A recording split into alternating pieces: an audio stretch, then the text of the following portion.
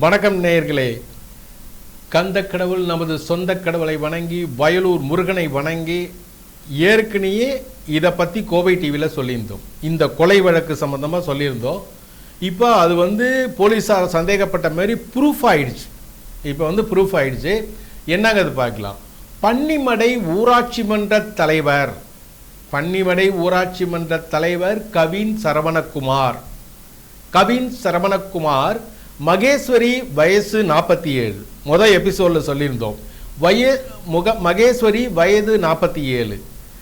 சுரேஷ் அப்படிங்கிறவர் 15 வருஷமாக இவங்கள்ட்ட டிரைவராக இருக்கார். இது முன்னாடி நடந்தது. முதல் எபிசோடை பார்த்தீங்கன்னா தெரியும்.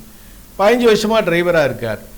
நேராக போய் அந்த மகேஸ்வரியை கழுத்திலையும் நெஞ்சிலையும் குத்தி கொலை பண்ணிடுறார்.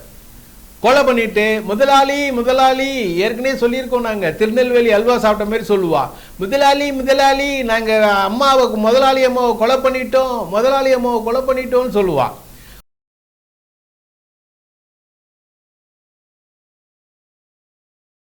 வந்தவொடனே கவின் சரவணகுமார் நேரடியாக ஸ்டேஷனில் கூட்டி போய் உடனே அரெஸ்ட் பண்ணியாச்சு. பன்னிமடை போலீஸார் அரெஸ்ட் பண்ணிட்டாங்க. யாரை? டிரைவர் சுரேஷை.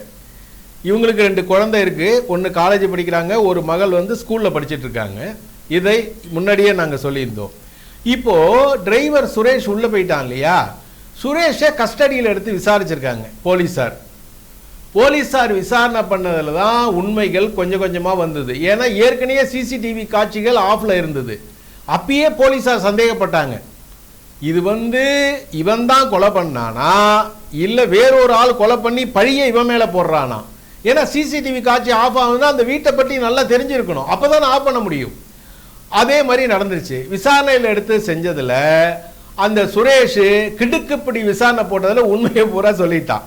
போலீஸார் கிடுக்குப்பிடி போட்டால் மட்டும்தான் நிறைய உண்மையை சொல்கிறான், இல்லைன்னா சொல்ல மாட்டேங்கிறான். கிடுக்குப்பிடி விசாரணை போட்டதில் என்ன சொல்லிட்டானா, இதற்கெல்லாம் காரணம் சரவணகுமார். இப்போ சரவணகுமார் ஏற்கனவே சொல்லியிருக்கோம், இருந்தாலும் திருப்பி சொல்றோம். சரவணகுமார் மகேஸ்வரியும் தம்பதிகள், 2 குழந்தைகள். ஆனால் 2 பேரும் பிரிந்து வாழறாங்க.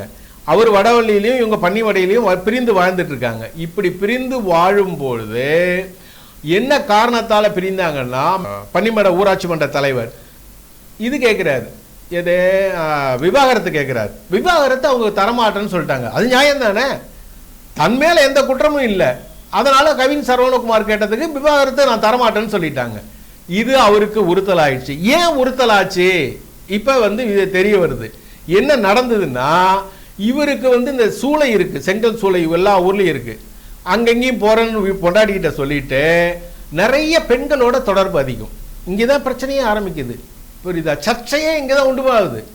பெண்களோட நிறைய தொடர்பு அதிகமாக இருக்கு. அப்படி பெண்களோட தொடர்பு அதிகமாகும் போது ஒரு கட்டத்தில் மகேஸ்வரி நேரடியாக பார்த்துடுறாங்க. யாரே? அவங்க மனைவி. நேரடியாக பார்த்து கையும் களவுமா சிக்கிறார் சரவணகுமார். அப்புறம் கெஞ்சி கூத்தாடி மன்றாடி இனிமே இந்த தப்பை பண்ண மாட்டேன், அப்படி செய்ய மாட்டேன், இப்படி செய்ய மாட்டேன்னு சொல்லிட்டு இருந்தாலும் அவருக்கு மனசுக்குள்ளேயே உறுத்தல், என்னடா இப்படி ஆயிடுச்சே அப்படின்ட்டு. இதை இல்லாம வடவள்ளியில தனியா வாழறாருல, தனியா வாழல, ஒரு பெண்ணை கூட வச்சு வாழ்ந்துட்டு இருக்காரு. ஒண்ணு இவர் முடிவெடுத்தாலும் அவ முடிவெடுத்தாலும் தெரியல, ஒரு பெண்ணை கூட வச்சு வாழ்ந்துட்டு இருக்காரு. அப்போ வாழும்போது விவாகரத்தை அந்த பொண்ணை கல்யாணம் பண்ணிக்கலாம் முடிவு பண்ணியிருக்காராட்டுருக்கு. அதனால இந்த அம்மா விவாகரத்தும் கொடுக்கல. ஒண்ணு நியாயமான முறையில் அவங்க விவாகரத்து கொடுக்கல, இன்னொன்னு அந்த பொண்ணுக்கு மேல இவருக்கு பிரியம் இருக்கிறதுனால இவங்களை பிரியலான்னு. எப்படி பிரிய முடியும்? அவங்க நேர்மையாக தானே இருக்காங்க.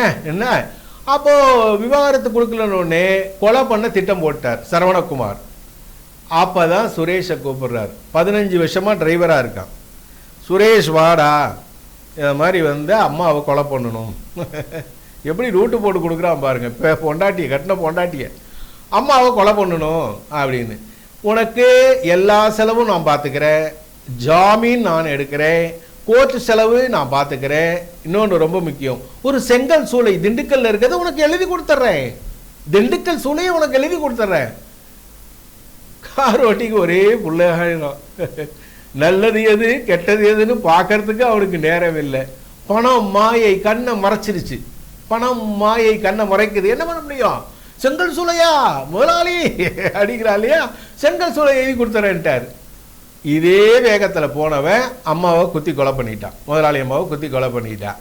இது எப்படி தெரியுதுன்னா, இப்போ போலீஸ் கஸ்டடியில் எடுத்து விசாரணை பண்ணாங்க. இப்போ கைது பண்ணி உள்ளே போட்டாங்களா, போலீஸ் கஸ்டடியில் எடுத்து விசாரணை பண்ணும்போது தான் இதை உண்மையெல்லாம் சொல்கிறான். கவின் சரவணகுமார் தான் கொலை பண்ண சொன்னார், எனக்கு ஜாமீன் செலவு பண்ணுறேன்னு, ஜாமீன் செலவு இல்லை ஜாமீன் எடுத்து கொடுக்குறேன்னாரு, அதேமாரி கோர்ட்டு செலவை பார்த்துக்கிறேன்னாரு, என் குடும்பத்தை பார்த்துக்கிறேன்னாரு, செங்கல் சூளையும் எழுதி தரேன்னாரு, திண்டுக்கல்ல உள்ள செங்கல் சூளையும் எழுதி தரேன்னாரு. அப்புறம் பார்த்தாங்க, விசாரணை முடிஞ்சுதா. ஏற்கனவே போலீஸாருக்கு கவின் சரவணகுமார் மேலே கொஞ்சம் சந்தேகம், இப்போ ப்ரூஃப் ஆயிடுச்சு.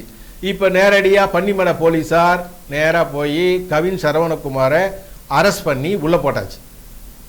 இப்போ தக்க என்ன தகாத என்ன ஒக்க ஆயினும் மக்களும் விலங்கேம்பா திருவள்ளுவர். மக்களும் விலங்கே, அஞ்சறிவு ஆறறிவு எதுக்கு இருக்கு? பாகுபாடு படுத்துறது தான். இப்போ நீயும் உள்ள போயாச்சு, புரியுதா? அந்த அம்மாவும் செத்தாச்சு, 2 குழந்தைங்க என்னடா பாவம் பண்ணுச்சு? தகாத உறவு தானே. 2 குழந்தைங்க என்ன பாவம் பண்ணுச்சு?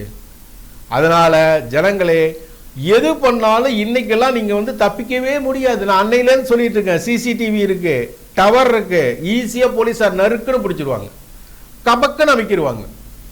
எங்கேயும் நீங்க தப்பிக்கவே முடியாது. அந்த காலம் மாரியெல்லாம் கிடையாது, புரியுதா? எல்லாரையும் அவங்க விசாரணை பண்ணணும்னு தேவையில்லை. ஒரு சிசிடிவி காட்டினா இன்னொரு சிசிடிவி கிளியரா காட்டும், புரியுதா? நீ ஆஃபே பண்ணி வச்சிருந்தாலும் எப்படியா இருந்தாலும் மாட்டுவோம். இவன் மாட்டிட்டானா, சுரேஷ் உண்மையை சொல்லிட்டானா, எப்படி இருந்தாலும் உண்மை வெளிச்சத்துக்கு வந்துதான் ஆகும். அது இந்த கலிகாலத்தில் ரொம்ப பவர்ஃபுல்லாக வேலை செய்யுது. அதனால டப்பு டப்புன்னு எடுத்த உடனே ஒரு உயிரியா, அதுவும் கூட வாழ்ந்த மனைவி, கல்யாணம் பண்ண மனைவி, எப்படி உனக்கு கொலை பண்ண மனசு வருது? ஓகே நேயர்களே, இனிவரும் காலங்களில் மக்கள் சிந்தித்து செயல்பட வேண்டும். அற்ப சுகங்களுக்கு ஆட்பட்டு தன்னையும் இழந்து தன் குடும்பத்தையும் இழந்து என்ன யூஸ்?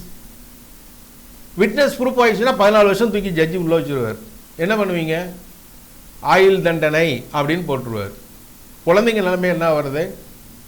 இதெல்லாம் சிந்தித்து மக்கள் நீங்க செயல்படணும். சிந்தித்து செயல்பட்டால் மட்டும்தான் இந்த கலிகாலத்தில் வெற்றி பெற முடியும். நன்றி, வணக்கம். சித்தரின் மெய்சிலுக்கும் அனுபவங்கள் என்று முன்னரே கூறியிருந்தோம் அல்லவா? அந்த உண்மையை உங்களுக்கு சொல்ல வேண்டாமா? அந்த சித்தர் நேரடியாக அந்த அம்மனுக்கு அபிஷேகம் செய்யும் போது அந்த அம்பாள் பாம்பு ரூபத்தில் எழுந்தருளியிருக்கிறாள். அந்த காட்சிகளை இப்போது நீங்கள் பார்த்து கொண்டிருக்கிறீர்கள். அந்த பாம்பு ரூபத்தில் எழுந்திருக்கும் அம்பாளை இந்த சித்தர் பாலால் அபிஷேகம் பண்ணுகிறார், சந்தனத்தால் அபிஷேகம் பண்ணுகிறார். என்னதான் ஜீவன் இருந்தாலும் 5 அறிவு படைத்த ஜீவன், தெய்வத்தினுடைய பாம்பு இல்லை என்றால் யாராயிருந்தாலும் தீண்டும். ஆனால் கடவுளின் அருள் பெற்ற இந்த சித்தர் அந்த பாம்புக்கு அபிஷேகம் பண்ணும் போது எந்தவித மறுப்பும் அது தெரிவிக்கவில்லை. சில நேரம் மஞ்சள் தண்ணி எடுத்து அது வாயிலே போடுறார். இதெல்லாம் பார்க்க ரொம்ப மெய்சிலிருக்கும் அனுபவமா இருக்கு.